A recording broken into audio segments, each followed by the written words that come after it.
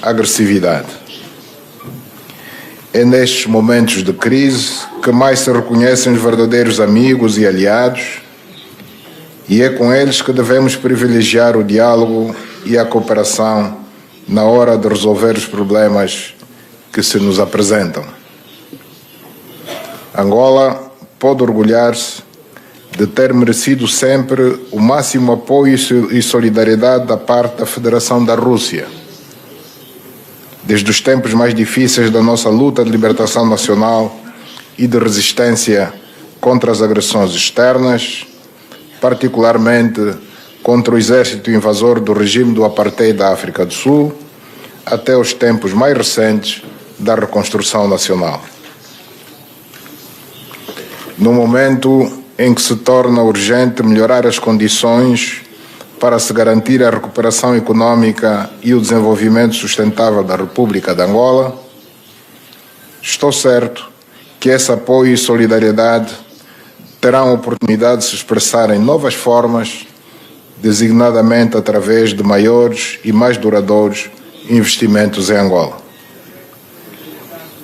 Importa sublinhar que os nossos países sempre defenderam posições comuns no que diz respeito à construção de relações econômicas internacionais mais justas, cientes de que todas as nações têm direito ao desenvolvimento e ao bem-estar social.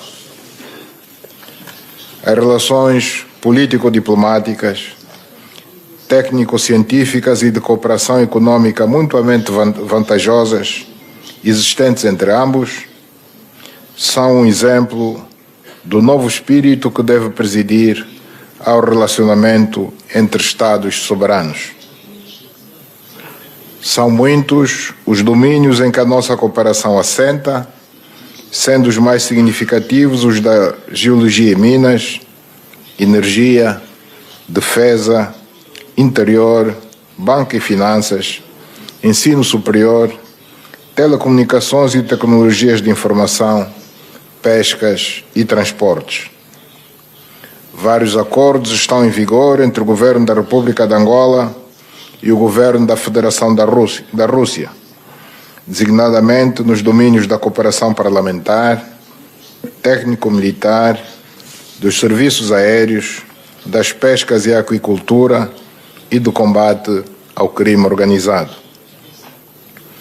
Nas várias visitas realizadas por dirigentes dos dois países, foram igualmente assinados vários instrumentos jurídicos, designadamente os tratados sobre o auxílio judiciário mútuo em matéria penal, sobre a transferência de pessoas condenadas a penas privadas de liberdade, assim como os memorandos assinados entre companhias dos dois países em diferentes domínios.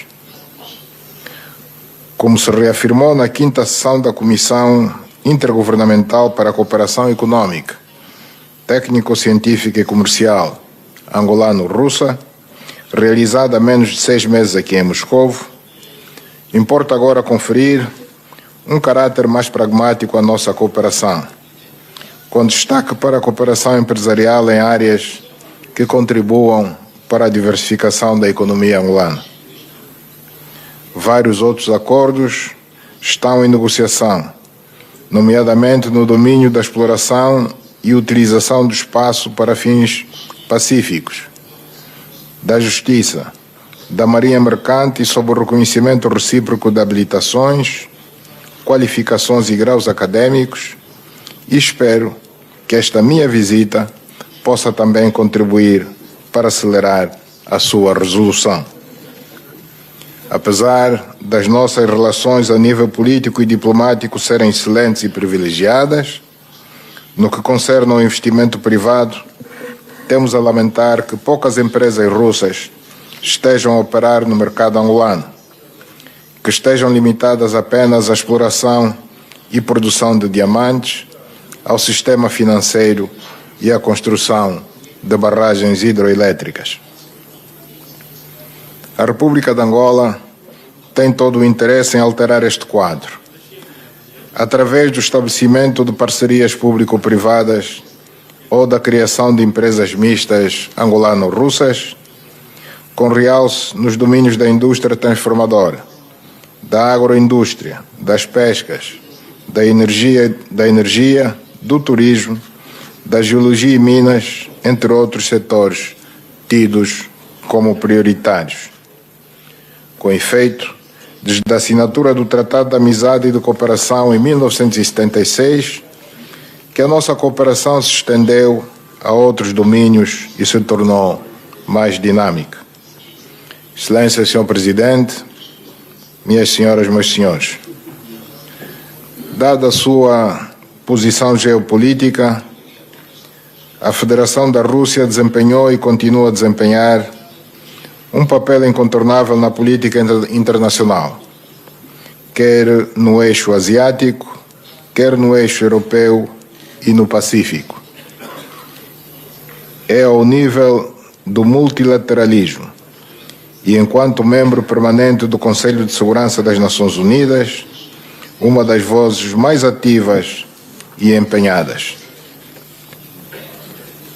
No domínio da cooperação para o desenvolvimento, a Rússia participa como membro fundador do chamado BRICS, que ao lado do Brasil, da Índia, da China e da África do Sul, procuram estabelecer uma solução alternativa para uma ordem mundial mais justa e equitativa. Na 10ª cimeira desta organização, realizada em julho do ano passado na África do Sul, Angola teve o privilégio de ter sido convidada, o que desde já, mais uma vez, agradecemos. A República de Angola partilha o sentimento de um mundo pacífico, desenvolvido e seguro. Neste sentido, fruto da experiência acumulada na resolução do seu conflito interno, tem sido um ator incontornável nos processos de pacificação no nosso continente, África. Em reconhecimento ao referido engajamento para a prevenção, resolução de conflitos e manutenção da paz, o país foi eleito em 2 ocasiões diferentes, 2003-2004 e 2015-2016, membro não permanente do Conselho de Segurança das Nações Unidas, contando na ocasião com o decisivo apoio da Rússia. Pelo facto de os recursos minerais contribuírem em alguns estados para o recrudescimento de conflitos, Angola promoveu a iniciativa do Sistema de Certificação de Diamantes, eliminando os chamados diamantes de sangue, com a criação e institucionalização do processo Kimberley, que tem contribuído para a pacificação dos países afetados pelo referido fenómeno. Destaco ainda o duplo mandato da Angola 2014-2017 na presidência da Conferência Internacional sobre a Região dos Grandes Lagos, com avanços notáveis na pacificação desta, que é uma das regiões mais voláteis do continente africano.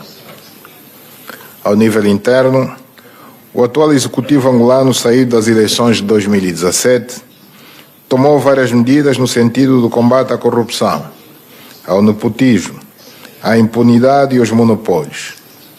Foram aprovados um conjunto de leis que estimulam o investimento. Foram ainda simplificados e, em muitos casos, isentados os requisitos para a emissão de vistos de entrada em Angola. Angola está aberta a receber os turistas, empresários, académicos e demais profissionais russos no quadro do reforço dos laços de amizade e de cooperação entre nossos países. Desenvolvemos uma diplomacia econômica virada para a busca de vantagens recíprocas, onde todos ganham, tendo em conta as várias medidas de política econômica e legislativas adotadas e outras em execução. Senhores deputados, minhas senhoras, meus senhores, os conflitos de várias natureza, o terrorismo transnacional, o narcotráfico, o branqueamento de capitais, a proteção do ambiente, dos direitos humanos, as questões migratórias continuam a ser desafios globais. Nestes e noutros desafios, Angola continuará a contar com a Rússia. Apreciamos assim, o engajamento do governo da Federação da Rússia relativo a questões que constituem também para o governo da República de Angola uma preocupação permanente, como a proteção do meio ambiente, nomeadamente o aquecimento global, a poluição do ar e dos oceanos, o desmatamento das grandes áreas florestais, entre outros danos. A inobservância dos compromissos já assumidos a este respeito nos Acordos do Paris e em outros não menos importantes coloca em risco o ecossistema e a própria sobrevivência da espécie humana. Excelência, minhas senhoras e meus senhores, entre a República de Angola e a Federação Russa sempre existiu convergência de pontos de vista sobre a situação internacional. E foi sempre evidente a nossa posição comum a favor do respeito da soberania e contra a ingerência nos assuntos internos de todos os Estados. E também a favor do diálogo e da negociação pacífica em detrimento do uso ou ameaça da força como forma de resolução de conflitos. Foi sempre com este critério como referência que juntos acompanhamos a crise político-militar na República Democrática do Congo e na República Centro-Africana, a questão da segurança no Golfo da Guiné e outras situações de interesse comum, incluindo os esforços da Organização das Nações Unidas para combater o terrorismo, defender o ambiente e promover um mundo de paz duradoura e de prosperidade partilhada. Estamos hoje sinceramente preocupados com o crescimento da agressão ou ameaça de agressão a países soberanos, com o desrespeito pelos direitos de todos os povos disporem dos seus destinos e com o regresso de posturas autoritárias, racistas e xenófobas em países que dizem reger-se por valores democráticos universalmente aceitos.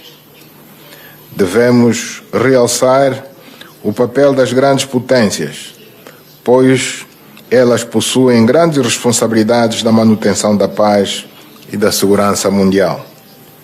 Eventuais conflitos existentes entre elas podem ter consequências devastadoras e até mesmo catastróficas para toda a humanidade. Acompanhamos, por isso, com muita atenção, a gestão de dossiês sensíveis relacionados com os tratados internacionais de não proliferação de armas nucleares. Por esta razão, saudamos o recente processo negocial que tem como objetivo final resolver de forma segura e definitiva o longo conflito na Península Coreana, que perdura praticamente desde a Segunda Guerra Mundial. Saudamos também os recentes progressos conducentes ao fim do longo conflito na Síria e apelamos para que a diplomacia e o diálogo continuem a ser as vias mais eficazes na resolução das grandes questões fraturantes ao nível mundial. Esperamos ainda que o mundo acorde para a necessidade de se respeitarem as resoluções do Conselho de Segurança das Nações Unidas sobre o conflito israelo-palestiniano, com vista a pôr fim ao sofrimento de décadas do povo palestino e a garantir-lhes o inalienável direito de ter uma pátria, um Estado com assento nas Nações Unidas e outras organizações internacionais. Tanto a República de Angola como a Federação Russa sempre pugnaram pela edificação de um mundo melhor, um mundo em que haja paz e segurança energética e alimentar, em que se reduzam de forma significativa a fome, a pobreza e as doenças endêmicas, em que se reforce o combate contra o terrorismo, o tráfico de seres humanos e drogas, a imigração ilegal e a criminalidade transnacional, em que os governos e as organizações da sociedade civil encarem com maior seriedade o perigo da poluição da terra, do ar e dos oceanos, que, como sabemos, é a principal causa das alterações climáticas e suas graves consequências para toda a humanidade. Estamos empenhados em criar um mundo que devolva a esperança e a dignidade às presentes e às futuras gerações. Благодарю за внимание. Спасибо, уважаемый господин президент. Коллеги, давайте поблагодарим. Спасибо.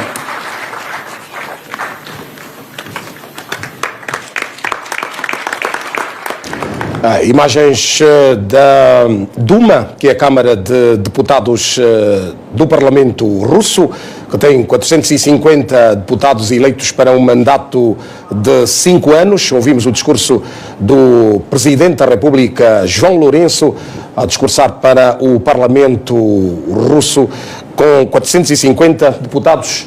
Está comigo o Dr. Bernardino Neto. Muito bom dia. O que é que representa para Angola esta parceria com a Rússia? Bem, primeiro, em termos de diplomacia, vamos chamar a diplomacia maiúscula.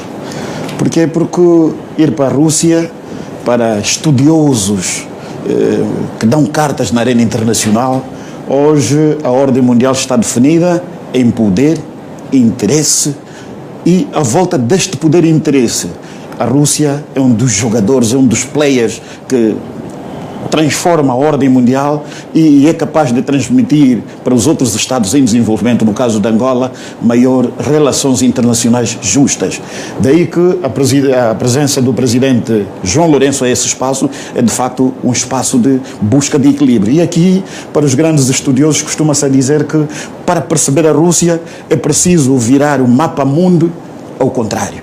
E tudo isto, quando olhamos, é que a Rússia desmoronou-se de um processo que era a União das Repúblicas Socialistas Soviéticas, precisamente no início da década de 90 do século XX, e a partir daí foi tendo as chamadas lideranças periclitantes. Num primeiro momento morreu Leonid Brezhnev, veio depois Gorbachev, que teve aquele processo da perestroika e da glasnost, e que mostrou as fragilidades e levou à falência técnica da própria Rússia. Depois de Gorbachev, a Rússia registrou a morte de 3 presidentes sucessivos, Yuri Andropov, o senhor Konstantinov e por ali em diante. E depois então, estando nesta situação de uma economia quase que agoniante, aparece depois Boris Yeltsin, e Boris Yeltsin traz um elemento novo dentro da política russa, a indicação de Vladimir Putin na qualidade de primeiro-ministro. E o poder e a política russa fica de facto admirada quem era esta figura. Aparecida esta figura que era do KGB e que tinha vindo de São Petersburgo, fica a habitar em Moscovo, e é esta que hoje vem recuperar o chamado nacionalismo russo. Os russos se sentem como que a sua honra foi resgatada com Putin, e Putin diz mais. Uma das maiores tragédias que ocorreu na história universal no século XX foi precisamente o desmoronamento da União das Repúblicas Socialistas Soviéticas. Quer dizer que o povo soviético, diante desta liderança, se sente resgatado e sente que é um líder que, para além de estar a construir a sua qualidade de vida, também está a dar cartas na arena internacional. Dr. Bernardino, o que é que esta Rússia atualmente pode oferecer a Angola? Veja que a Rússia, e dizíamos aqui, há analistas que dizem para se perceber a Rússia é preciso virar o mapa mundo ao contrário. Tudo isto para dizer que tem liderança.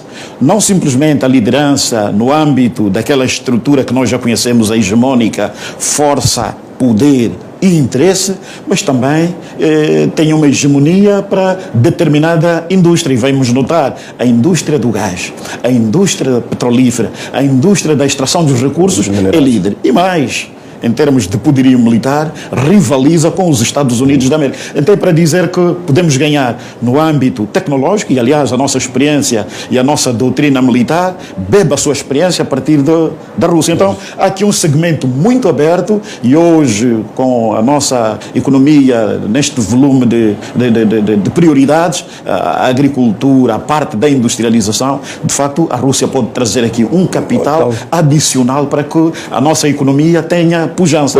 Há aqui um fator que é aparentemente novo, que é a inclusão do empresariado russo nesta cooperação com Angola. Amanhã está programado um fórum económico entre empresários russos e angolanos. Isso pode ser a viragem que faltava para este aproximar económico entre os dois países? Vai ser a viragem porque, na maior parte das suas relações, tinham sido relações no âmbito estatal. Agora precisa-se a presença do empresariado privado. E aqui a Rússia tem uma hegemonia e um comando que as relações internacionais, que consideram as relações económicas bastante injustas, a Rússia é capaz de dar cartas de equilíbrio. Logo, ao virem para o mercado de Angola, e aqui chamamos a atenção àquilo que Angola está precisamente a trazer, que é a chamada diplomacia económica, abrir ângulos. E quando nós olhamos para a nossa lei do investimento privado, hoje como que é um espaço aberto onde o empresariado, desde que tenha interesses para Angola, pode vir, mesmo que seja na sua vontade individual, como na sua vontade coletiva, na vontade de fazer parceria com o empresariado angolano. Então, havendo esta oportunidade, é de facto um campo aberto de muitas oportunidades e, mais do que isto, veja que nós herdamos um país do ponto de vista tecnológico, com uma indústria primária, simplesmente de transformação de produtos primários. Hoje, a termos um parceiro como a Rússia, podemos ir para um outro patamar que vai ser, de facto, trazer uma nova tecnologia e, mais para além da tecnologia, o capital humano de Angola vai ficar consolidado a uma outra dimensão. E é isto que se pretende. Obrigado, Dr. Bernardino Neto. Vamos continuar certamente a acompanhar esta visita do Presidente da República, João Lourenço, à Federação Russa. Para já, um dos pontos mais altos desta visita oficial do chefe de Estado angolano à Rússia será amanhã à tarde no Kremlin, quando vai condecorar, o Presidente da República vai condecorar o Presidente Vladimir Putin com a Ordem Agostinho Neto, que é a mais alta distinção atribuída.